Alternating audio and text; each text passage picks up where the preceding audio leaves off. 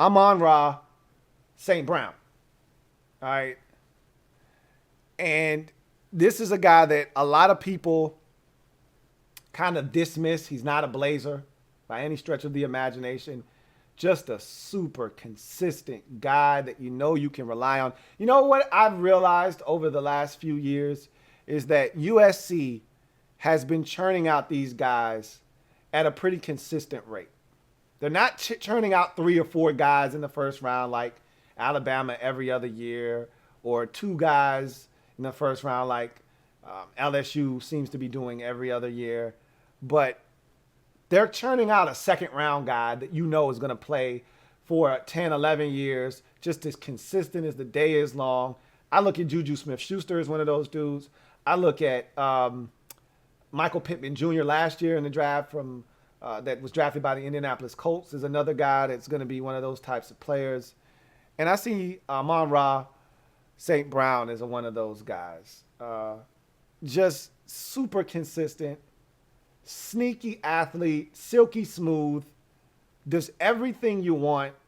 And I think this guy has a chance to be a really good number 2 wide receiver in this league.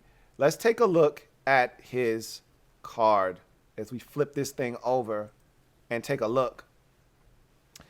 And his strengths are agility and quickness to start. Now, as I mentioned, he's not a burner. He's not a Blazer, right? But he is a guy that has top-notch quickness and agility in and out of breaks dudes off, and gets open and creates separation. So reliable hands is the next strength. Now, did see a couple of concentration drops, that I'd like him to clean up because he's better than that. But his hands are reliable. I trust him. I wouldn't have a problem going to him in a big game situation. And I think that's evident by the touchdown that he produced. I want to say it was against UCLA. End of the ball game. They got to have it. They throw a fade route, and he goes up and he gets it. Touchdown, game, set, match. They beat their rivals in their biggest game of the season. Like, he's about that life. Can separate, can catch it in traffic as well. As I mentioned, can do the dirty work, can work the slot, can work outside, can go over the middle, can make the tough contested catches.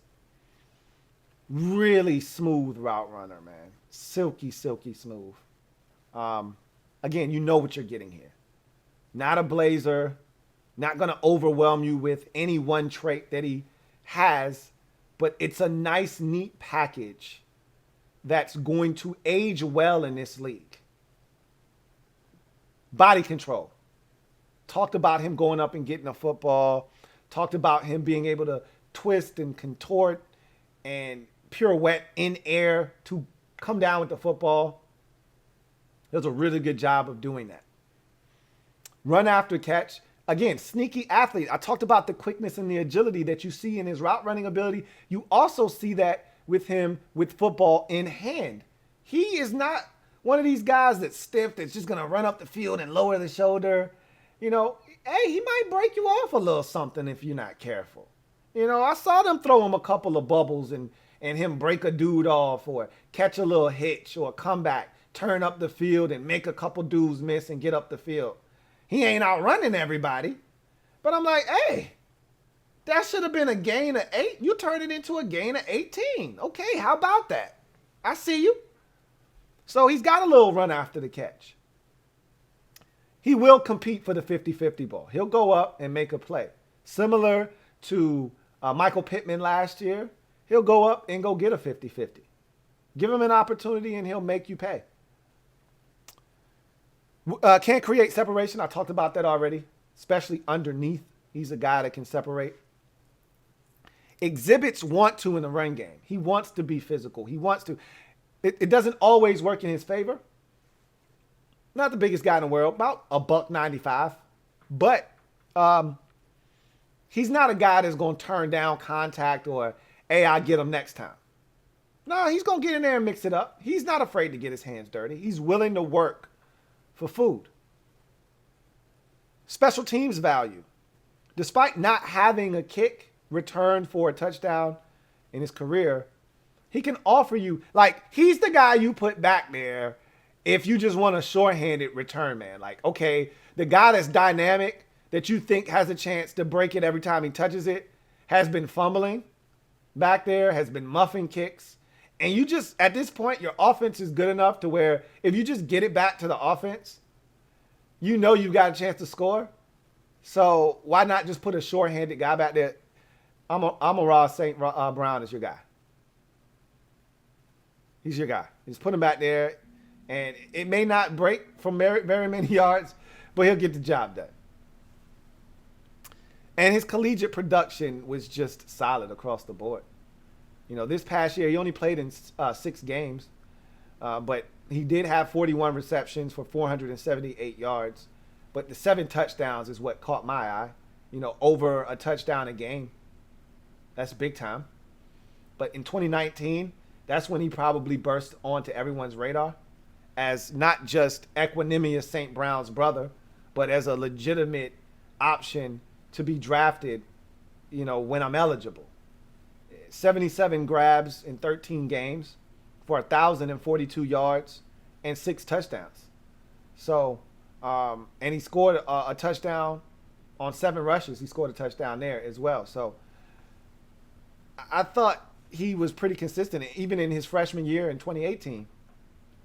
60 grabs, 750, 3 touchdowns. So this guy was pretty consistent across the board. And that's what you're going to get, just a consistent, productive wide receiver. And there's something to be said about that. He's the guy that when his rookie contract is up, you want more. You're not letting him leave. He won't be a first-round pick. He'll probably be drafted somewhere in day 2. More likely than not, a late second, early third. And what'll happen is you get to that third, fourth season, because that 4th year is the final year of his deal. You get to that 3rd year, and you don't even want to get to the point where he's liable to be a free agent, and you find a way to lock him up. Sort of like the guy that I comp him to. We'll talk about that in a second. Weaknesses. He's not a blazer. You know what's crazy is I remember when 4.5 wasn't considered slow. That was plenty fast. You ran a 4.52, that's enough to be able to get behind the defense. Now, you run anything less than a 4.4. I mean, if you run anything north of 4.49, that second number doesn't begin with a 4 or 3 or 2.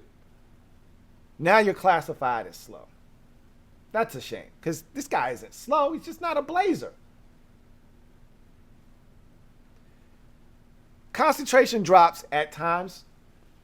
You see it on film where you're like, hey, you better than that, man. I need you to catch the damn football. And I think it's simply a byproduct of him just trying to do too much. When a guy that you know has natural hands and the ability to catch the football, a lot of times it's just him trying to make a play before he actually secures the football, look it in. And that's what I saw out of him. This wasn't a case of a guy with unnatural hands where you're like, hey, I'm not sure he can actually catch. That's not Amon-Ra St. Brown. And he's a Pam Mom type of guy. He's got those kind of traits. Proficient at many, master of none. He doesn't have one trait that sticks out. He's just consistent across the board, and that's why I like him a lot. Because consistency wins in this league. The flashy guys are cool, but they're only cool when they're consistent. Give me the guy that's going to bludgeon you to death. That's why Allen Robinson, I said it already. That's why Allen Robinson was about to get paid $20 million plus a year. Not because Allen Robinson's a 4-4 guy, because he's not. Allen Robinson beats you to death with consistency. I know what I'm getting. You know why Travis Kelce is such a good player? Consistency. I know what I'm getting. You're getting 8 catches and 110 yards, and you might get a touchdown or 2. But you're getting 8 for 110. Write it down. Consistency is king in this league. We love dynamic players. I don't want the guy that can go to sleep at a moment's notice. Amari Cooper is dynamic. Hey, which Amari is showing up today?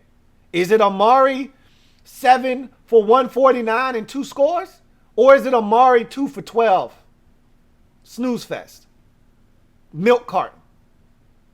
I don't know. Don't ask me. I can't tell you. That's frustrating. Give me the guy that I know I can put down for 7 catches, for 77 yards, and a touchdown. And it only goes up from there. Maybe he's feeling himself this week, and it's 9 for 120. Maybe he had himself a stellar game. It's 7 for 152 and 2 touches. Maybe he had an out-of-body experience, and it was 10 for 220 and 3 scores. But I know it ain't any worse than 7 for 77. Give me that dude. On his worst day, it's 5 for 60. Still having an impact. That's Amon-Ra St. Brown. He's going to have an impact. Just like the guy I comped him to. Tyler Boyd. Love him. So does Cincinnati, which is why they didn't let him leave after his contract expired. These are the kind of guys that are glue guys on your team. Not stars, but really good complementary pieces that you need. Because you can't have a team full of stars. You can't pay everybody. You need cogs in the machine. You need guys that hold it together. Your number 1 wide receiver out for a couple of weeks. This guy doesn't mind taking over the wheel for a 2 or 3 week stretch. He can step up. Don't ask him to do it for a full 16 game slate. But if need be, I can drive. I promise I won't crash. And I'll give you back the keys, and I promise I'll take it to the car wash before I return it to you. He's Tyler Boyd. I feel as confident with this comp as I've ever felt about any comp I've ever made. He's going to be a really good player in this league for a really long time. Not one that you're going to hear as a household name. Tyler Boyd isn't a household name. Tyler Boyd wasn't a Blazer. He came in the league, ran like a 4.56 or 4.58 or whatever. People dismissed him because he wasn't a Blazer. All he does is catch the football. All he does is make plays, move the sticks for Cincinnati. And if you fall asleep, he'll beat you deep. So much for him not being able to run. Ask the Baltimore Ravens. Back in, what was it, 2018? I think it was 2017, the first time the Bills made it back to the postseason. 2016, one of those years. Amon-Ra St. Brown is Tyler Boyd, the reincarnation of him. A little bit smaller. Same guy. Split an image. Right now, he's my number 8 wide receiver in this draft. Again, that could be subject to change. Louie